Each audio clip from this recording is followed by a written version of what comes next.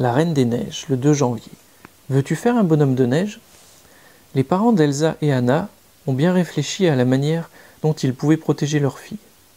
Les trolls leur ont expliqué que les pouvoirs magiques d'Elsa étaient dangereux, si on ne les contrôlait pas. Alors le roi et la reine décident de fermer les portes du château jusqu'à ce que Elsa sache contrôler ses pouvoirs. Tant qu'Elsa vivra recluse, personne ne pourra découvrir son secret. Personne ne pourra l'énerver et déclencher ses pouvoirs.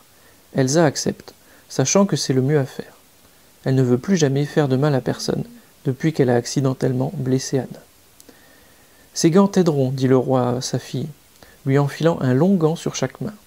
Cache tes pouvoirs et tes sentiments. » Elle acquiesce. « Ne laisse rien paraître, murmure-t-elle d'une voix douce. » Mais malgré ses efforts, lorsqu'Elsa ressent de fortes émotions, ses pouvoirs la submergent.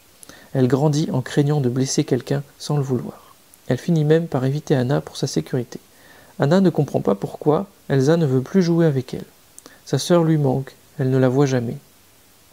Dès que possible, elle va frapper à la porte de la chambre d'Elsa, en espérant que celle-ci vienne jouer avec elle. Mais Elsa refuse systématiquement. Même quand Anna la supplie, Elsa garde sa porte fermée. Les jours passent, puis les mois.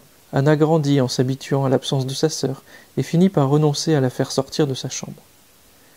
Elsa s'est résignée, sa sœur ne veut pas passer de temps avec elle. Parfois, Anna a même l'impression de ne pas avoir de sœur.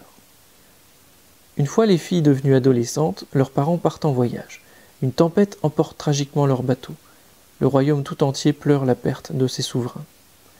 Après les funérailles de leurs parents, Anna frappe à la porte de sa sœur. Elle la supplie de lui ouvrir, mais celle-ci reste enfermée. Les deux sœurs sont plus isolées et séparées que jamais.